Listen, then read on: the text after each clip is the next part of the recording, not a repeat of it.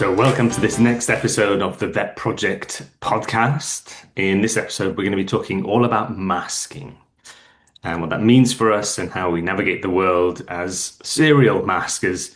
Helen, do you want to start us off by just explaining a little bit about what is masking? Yeah, so I think the main point about masking is that it's unconscious. It's an unconsciously changing our behaviour to try and fit in, basically, to neurotypical norms that how we feel we should be acting, basically. Kind of a self-editing to get through life, self-editing to feel comfortable, to make it. I think it's self-editing to make other people feel comfortable, isn't it? Rather than make yourself feel comfortable, or is it about self? Is it about other people, or is it about self? There's a big question to start us off. I Jumping in think the it's deep end. both, isn't it? Yeah, why not jump in the deep end? I think it's fun.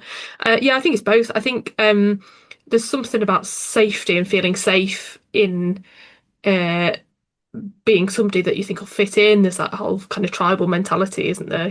Fear of standing out, survival instincts, want to belong, all of that sort of thing.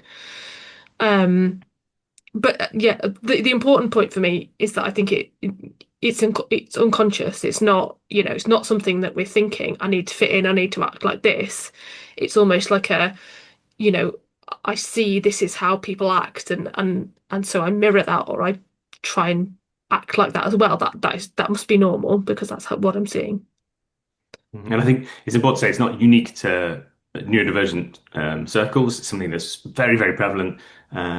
But if we were talking in therapeutic language, people who had to manage a difficult home situation might have learned to mask a lot. So that kind of social chameleon to help Mm. balance other people's nervous systems around them. People learn it that way as well as a kind of coping mechanism. And for in both instances, it's for the same reason. It's a survival mechanism. It's a coping mechanism. It's to make life a bit more comfortable. And part of the masking is also it comes with a kind of level of awareness, isn't it? A kind of hyper awareness, constantly watching for reactions and watching for what face should I have on now? How should I be behaving in this situation based on the situation that I'm assessing around me constantly. I think it's one of the reasons why it's so costly. I think masking sounds like a great idea, doesn't it? Well, we just pretend to be the person we need to be. Fantastic, amazing. In fact, there's a whole school of American coaching that fake it till you make it. Just pretend to be someone else until you are that person. Unfortunately, our brains and our nervous system are much cleverer than that. They understand when we're being inauthentic, when we're not being ourselves. And the cost of it is huge. The cost of trying to constantly analyze who do I need to be in this second to manage the nervous systems to fit in is massive. And of course, that leaves you with so much less cognitive energy for things like your work, things like your day. But it's a hidden cost, isn't it? It's our normal, I think, for a lot. For me, that pre-diagnosis, being a late diagnosed ADHD, having that realization that I was masking was a big one. That was massive for me. Um, and it happens all the time. It's not like you can suddenly, unmask. It's not a all or nothing thing, is it? And I was just fiddling with my little fidget toy under the table and thinking, oh, why under the table? Yeah, exactly. Yeah, I there's got a yours. fidgety thing. No one will know, but I'm helping my brain work.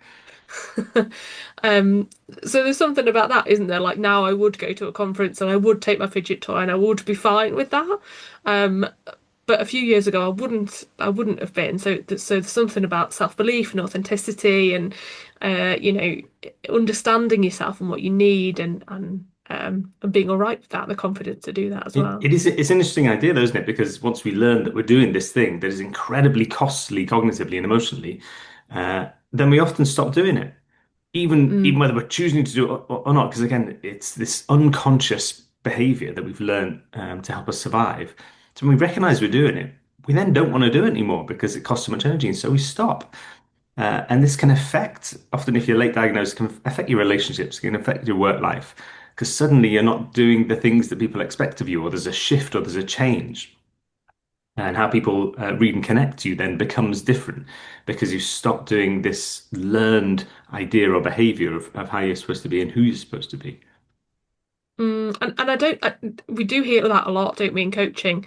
And I don't think that was quite my experience with it. I really didn't know how to differentiate between the person, the masked me, and the genuine, authentic me. I didn't know what that was. I don't think it was such an entrenched behavior with me that I just didn't like very much struggled to um articulate or even think about what I needed or what I wanted. And it was real a real gradual kind of Almost like I need reconnecting to with wait for someone else to myself. tell me what I need based Absolutely. on, based on who I'm supposed to be in that moment. Yeah, yeah, yeah. And so, yeah, some people definitely have that kind of right, I'm going to drop the mask and I'm not going to do it anymore thing. But for me, I didn't have access to that. I didn't know what unmasking meant. I didn't know what masking was. I didn't know who I was. I didn't know, what I was really. So and I think that's why the values work that I did when I was early on, kind of post-diagnosis, really, really resonated with me. I did quite a lot of work trying to figure out what my values were, and that was the start for me of connecting to who I actually am. It's interesting. This is leading into a really important point about how, at what point does your diagnosis become you? Is your identity built around, let's say, your ADHD traits? Let's take masking. I always used to think it was a strength of mine. I could be this social chameleon, really Mm, good at networking, really good at, adapting for the situation, talking to any sort of level of person. I did door-to-door sales for a while, telesales, because I was really good at it because I could adapt to whoever I was talking to. And then to find out, well, actually, it's a trait or it's a learned skill, or it's a trauma response. Actually, is what it is sometimes. mm. Trying to manage the nervous system around you or fit in, and so what it really brings up questions about, what is my diagnosis and what is me, and then that feeds into this authenticity. I think that's what's so important about the idea of masking is that people can say, "Oh, I mask all the time." I go out to a fancy dinner and I meet with the boss and I have to pretend to be a little bit fancy or whatever it is. We do social masking, but the difference for neurodivergent people is the consistency of it, the constantly masking, the depth of it, and how it feeds into identity. You go out and try to be fancy with the boss. At the end of that you are still you. You come home and you put your slippers on and you reach for the cake. But for a neurodivergent person, distinguishing between what is my identity, what is me, versus what is the masked version of me, becomes much more difficult. They become much more entrenched, much more convoluted in being able to distinguish the different parts of you. Yeah, and I think it is different parts, isn't it? I think it's more nuanced than the masked me and the non-masked me. I think there's a different parts of one's personality are required for different things. So mum me is different to friend me, is different to coach me, and that's fine. That's okay. Different situations require different things of you. But it's about the costliness of it, isn't it? And how much energy, is are those states driven by fear and anxiety, or are they driven by this is how I'm showing up today in this role. This is how I'm showing up today in this role, and the kind of and your kind of values and authenticity behind that, and you being kind of comfortable in yourself and confident in yourself. I think there's two quite different kind of origins of those different states. If that makes sense. Yeah, absolutely. And it's interesting how much this sort of reconnecting with your authenticity is part of the coaching process. One of the first things we do is who Mm, am I? To be able mm, to then be able to work out, well, what does drain you? What are your strengths? How does your brain actually work? Versus what we've been pretending for a really long time. What we've been pretending to like or pretending to, enjoy. Sitting on the couch watching TV, that's rest and recovery, right? Well, actually, no, not for every brain. Some people need something a bit more active, something a bit more engaged to help their brain rest. And rest can look very different for other people. And we often find that whole strengths exercise, what are you good at? What are you interested in? What fires you up is very difficult for neurodivergent mm. people in the beginning, really difficult. And I think part of it is because we're not entirely sure about who we are and what we're actually good at and what we're just pretending to be good at or what's costing us a lot to maintain the mask to support this idea, this identity that we've created to try and be what we think everyone expects us to be. Yeah, I think so. Like, am I a good communicator or am I just really good at pretending? Yeah. It's really difficult, and so many of us find that strengths work very, very, very challenging. Because we're just not connected with what's strong with us. I don't. We just there's partly a kind of false modesty sort of thing going on, isn't there? A lot of the time, I think, and partly just genuinely like, oh gosh, I've never been asked that before. I don't know. Um. And I think So mixed yeah. into that is that often that authenticity, because you've been masking for so long, highly masking all the time, especially very successful people in big positions of authority. We can't have anyone see who we really are. With all our flaws and foibles, heaven forfend, they see who we really are. And so that authenticity, that finding out, well, what are my strengths? Who am I? If I'm not Mm, being told what to do, if I'm not sort of looking around and going, who do I need to be in this moment? It can feel scary, can feel really vulnerable to just be you.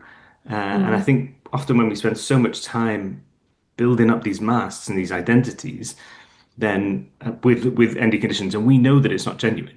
You know, when we're masking, there's a part of us that absolutely knows that this isn't who we are. This isn't authentic. No matter how much we convince ourselves to believe it. And so, being just yourself, there's always that thought: well, is this enough? If I'm just me without the mask, am I still going to be accepted? Am I still going to be able to do the thing? Am I still going to be respected? Am I still going to fit in? It's hugely vulnerable, and it's terrifying, I think, and that's why it's important to connect with people that you feel safe with. I think it's really you we talk about unmasking a lot, don't we? And the benefits of that and the kind of energy costs of masking and all those things. But also, it's not realistic to just say, take the mask off. That's that you're fine. It's risky. It's genuinely risky, I think, to do that because if we're feeling vulnerable like that and something does happen, we've opened ourselves up. Um, what if RSD kicks in and something huge or seemingly huge happens and that rejection can kick off really quickly. I think especially in that unmasked state or kind of if you're experimenting with being Hmm. more authentic. If you I have a think story that it's says especially being me isn't enough, and yeah, then you are you and you are rejected, well, there's a whole bunch of story and baggage that's going to be reinforced by that, and of course, then well, going to go straight back into the mask. You know, yeah, I think it's one of the reasons why finding your tribe is so important. Finding your people where you are accepted without the masks. One of the things that we say on all the emails from the for the think box when we do that is welcome to the tribe. yeah. Welcome to our tribe, your tribe. People who are like you, where you can do your fiddles, you can be impulsive, you can behave in a way which is more authentic to you. You know, respectfully to the group, but people will understand. People understand the fears, the excitement that you have around all the different parts of discovering yourself. Yeah, it was really important to us, wasn't it, to try and create that safe space where people could be who they needed to be or wanted to be in that moment. And we do find, don't we, in those group sessions that people will open up and will talk more in the knowledge that you're surrounded by other neurodivergent people with those same struggles or even different struggles that will understand that.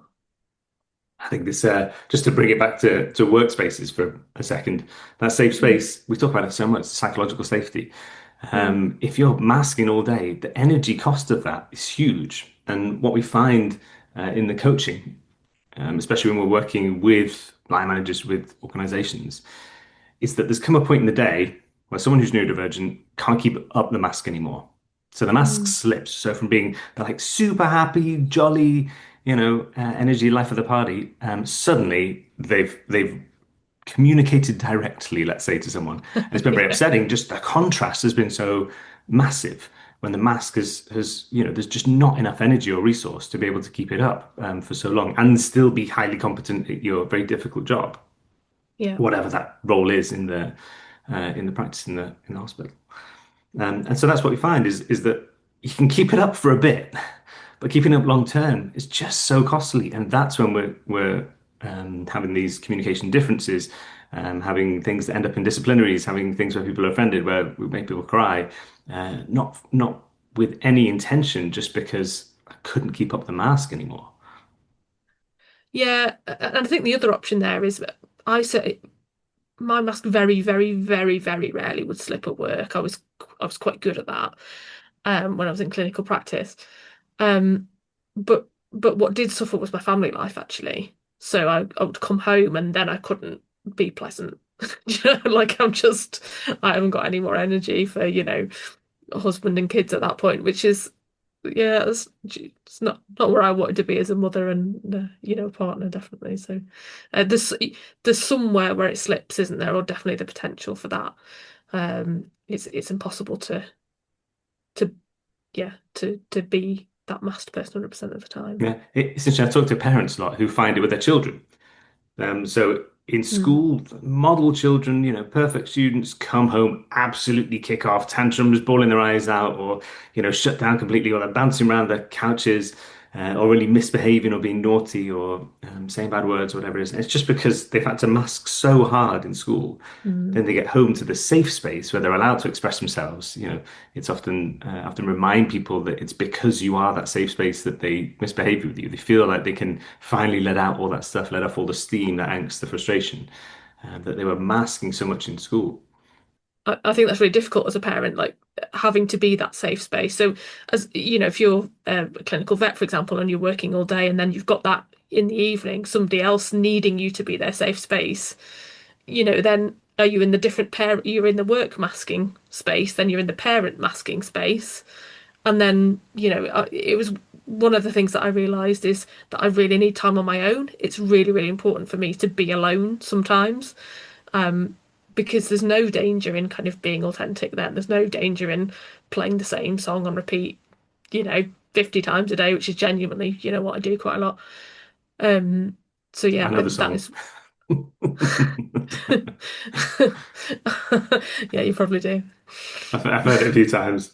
But it's interesting how this leads into the behaviors that we then do. So then, often adults, parents especially, will then get to the end of the day when the work's over, kids have gone to bed, in those evening hours, and finally, it's time for you. And you don't want to end. So you stay up late, you watch the extra episode, you drink a bit of wine, whatever it is, because that's finally the time that you just get for you. And then you end up going to bed late.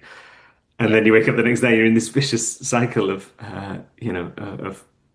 trying to keep up the different masks, different hats you have to wear, being the yeah. nervous systems that you need to be for people, and suffering for it because you don't get the time. There isn't the time to recharge when you're spending at that high level.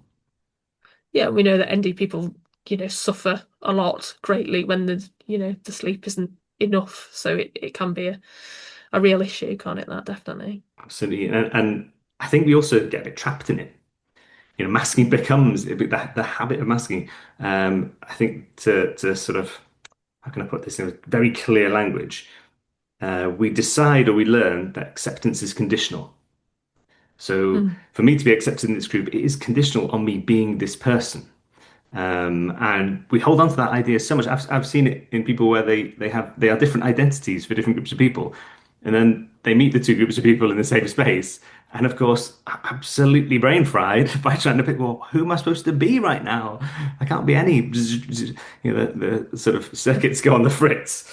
But it's interesting that this idea that it's conditional because it becomes addictive. We do the behavior and we get the short-term relief. I feel like I fitted in. I feel like I was accepted.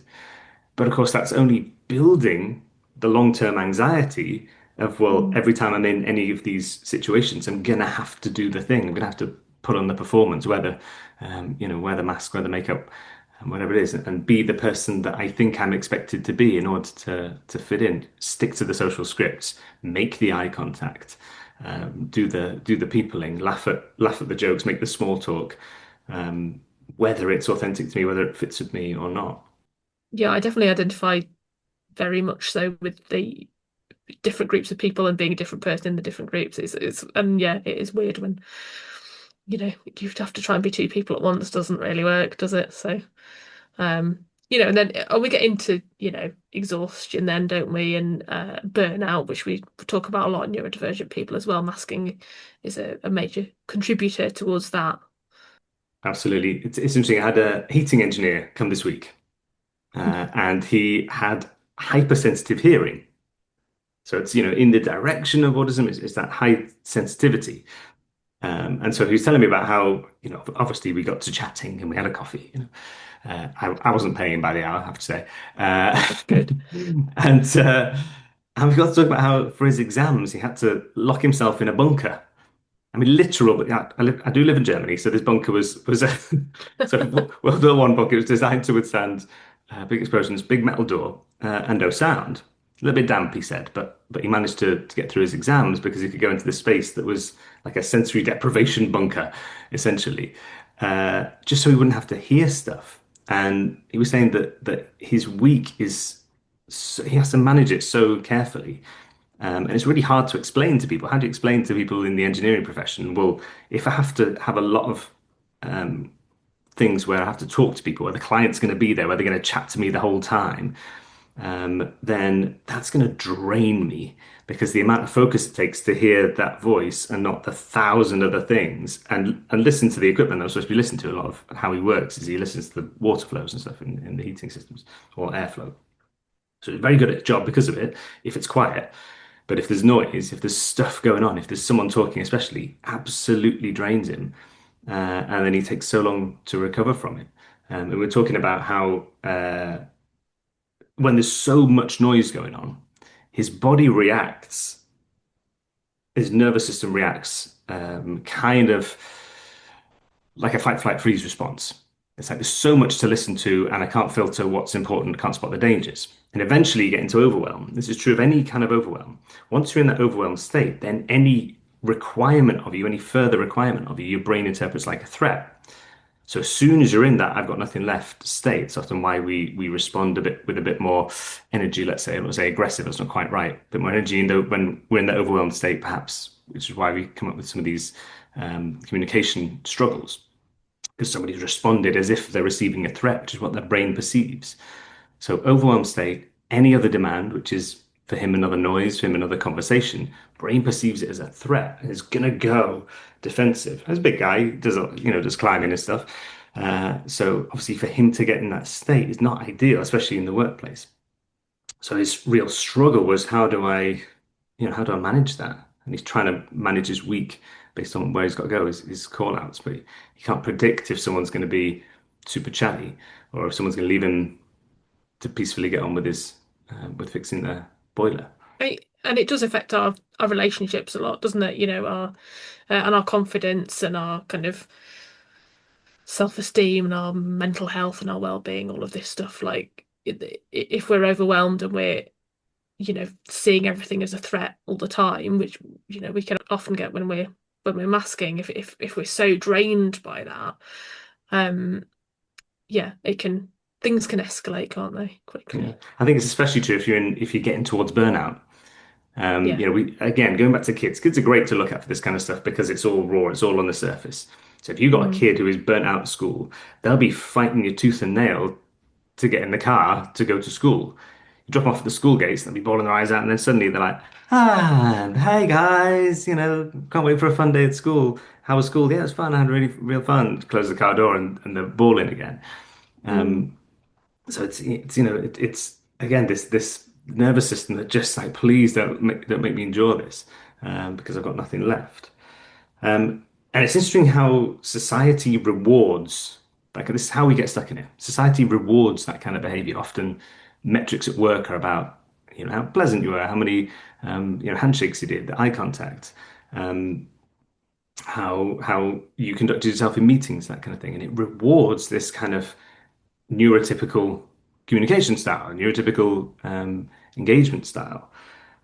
And definitely not the neurotypical. Okay, if I sat in a meeting twiddling this, I'd probably get some funny looks. People would go out thinking, well, he wasn't focusing. He wasn't, kids in school, we Mm. still have to argue that kids should be given fidget tools because of stigma, because teachers will still think, well, they're just playing with the fidget tool instead of listening to me, when the opposite is true. The fidget tool is allowing them to be able to listen to you. Um, and I think, again, especially the Americanized culture, I was talking to a teenage client the other day who was saying how in relationships he wanted to put his best self forward. This is the Mm. language that we use. I put my best. I want to show up as my best self for my, for my partner, for my girlfriend. And so saying, okay, yeah, that might be true. You know, you want to put your best foot forward and all of that, but how long can you keep that up? Mm. How long can you pretend to be your best, only show your partner your best self before, you pick your nose or you fart or something, and the magic is broken? Um, or you're having a bad day, or you just can't quite keep up the level of pretense that it takes to be your best self, whatever that means. Every moment that you're with the partner. And a lot of that comes back to that conditional stuff that you were talking about before as well, isn't it? I think like is the relationship conditional upon you being that person? If so, Yeah. then crikey, and actually I think unconditional relationships are quite rare, aren't they? Like, I think it is quite rare to have that, but if we can have that in our lives, then that's essential and really lucky, I think. That was what I was saying to him, was that if your Yeah. relationship is conditional, you're going to have to pretend to be that way. If it goes well, you have to pretend to be that way forever. You know, how does that sound? I think it's important to recognize the difference between, okay, I'm going to mask in this situation because it's going to help, the job interview is going to help me get me the job or something, versus Yeah. I'm stuck in this as an identity for my entire working life, for my entire relationship, for my entire friendship, whatever it is. Yeah, and I think the other myth that we hear sometimes is bring your whole self to work or bring your whole self to a relationship. And uh, what is that? Like, what even does that mean? That's not realistic, is it? There's not a one whole self that you can bring to every single situation. Where there's different relationships require different things of you. Like it's much more complicated than that. But I think we do hear that, and especially in a workplace setting, bring be your authentic self at work. Like, well, no, like I don't like. Has your They're not workplace ready for earned that. They are that? not ready. No, Not ready for it they're to be not. that. They don't. They don't want that. But they haven't earned that. Like, am I going to bring that high level of vulnerability to the workplace? I don't think so. It's not. That's not. Yeah, it's always been a concept that I've really struggled with. That. Um, yeah, I've never understood it, and I don't think it's real. I think it's about finding the right moment for it, isn't it? Again, all of these things we're talking about, the masking is cognitive load. If I'm spending Mm, so much cognitive load on the masking, okay, well, how many places in my day can I reduce that cognitive load so I've just got more left? yeah. How many places in my day is it appropriate to be authentic? I keep thinking about this when I was at university. I had a dentist, and whenever he did any drilling or anything, he put on metal. Like super loud metals. You had the stereo in the corner. He's numbed you up, and you sat in the thing with the cotton wool in it. Are you comfortable? And he went over to the corner. He put on this metal. It was like, bam.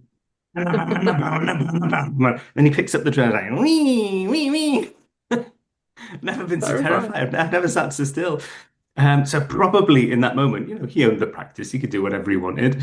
I did like a bit of rock back then, and still do, and so probably thought it was appropriate. But actually, for me as a patient, you know what?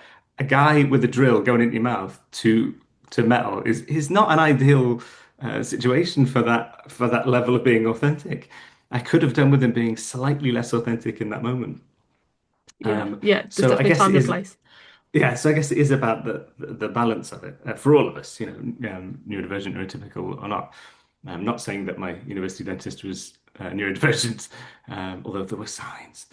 Um, sort of this difference between I'm stuck in it, I'm addicted to the masking, my identity is based around the person I pretend to be, versus, I'm just not going to play the rock music when I do the procedure. Um, Mm. I'm going to find some other form of processing help, or noise isolation or whatever it is. Maybe listen to rock music on headphones or something like that, to just manage that part of it. Yeah, and I think there's some things that neurodivergent people can do to manage their energy around masking and what how much of themselves they want to bring to any particular situation. And there's some things that colleagues can do, isn't there? Neurotypical or wherever they fit on the neurodiversity spectrum, around education and understanding. If more people are educated about neurodivergent traits, and how they might show up at work, it's going to be easier for neurodivergent people to be less masked because there's some understanding there, there's some compassion there. Um, I do think education is really important in that context. Yeah, I mean, fundamentally, we mask out of fear.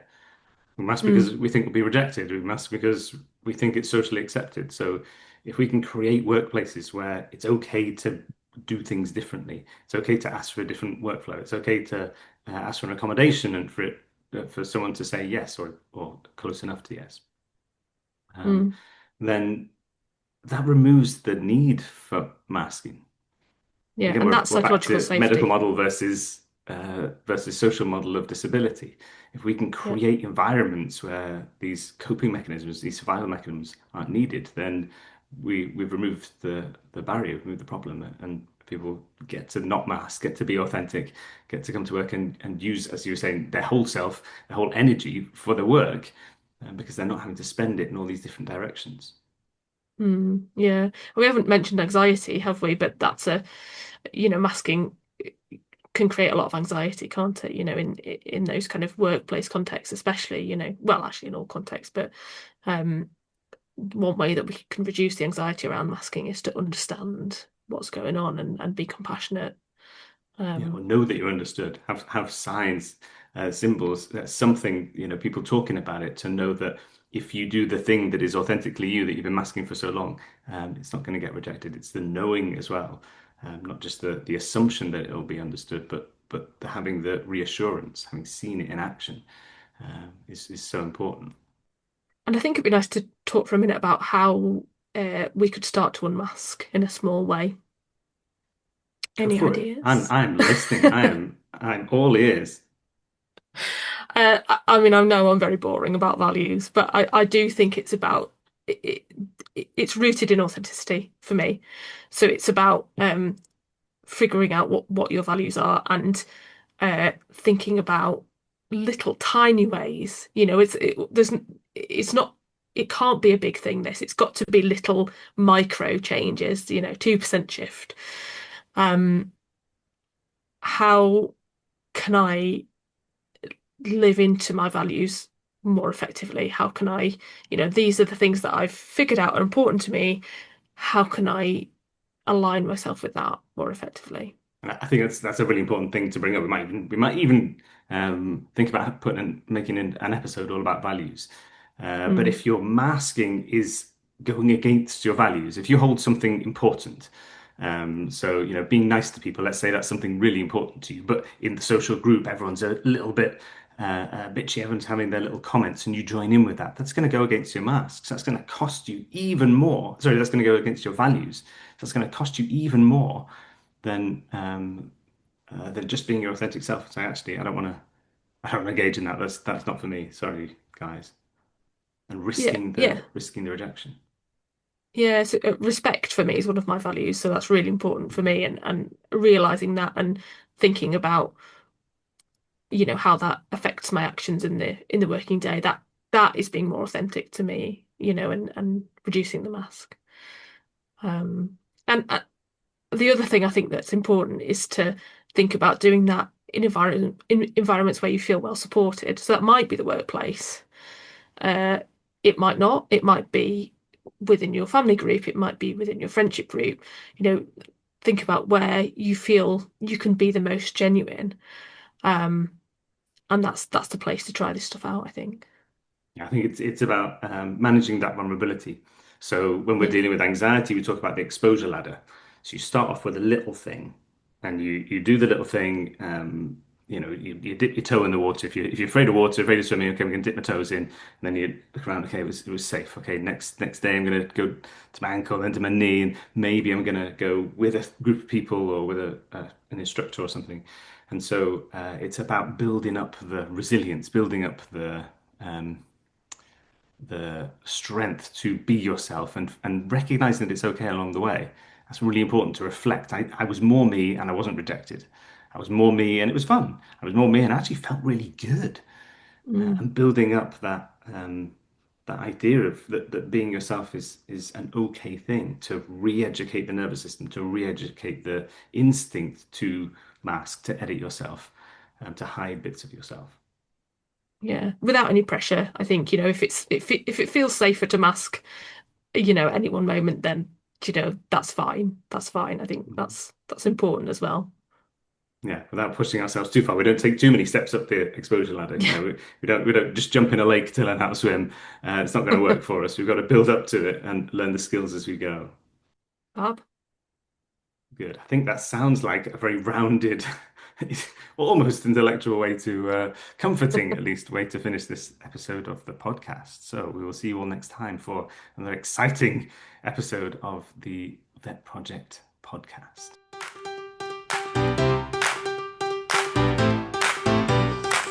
If you enjoyed this episode, please send it to a friend, a colleague, a family member, and give us a like or a follow or a subscribe. It costs you nothing, but it could keep us making content to support our tribe.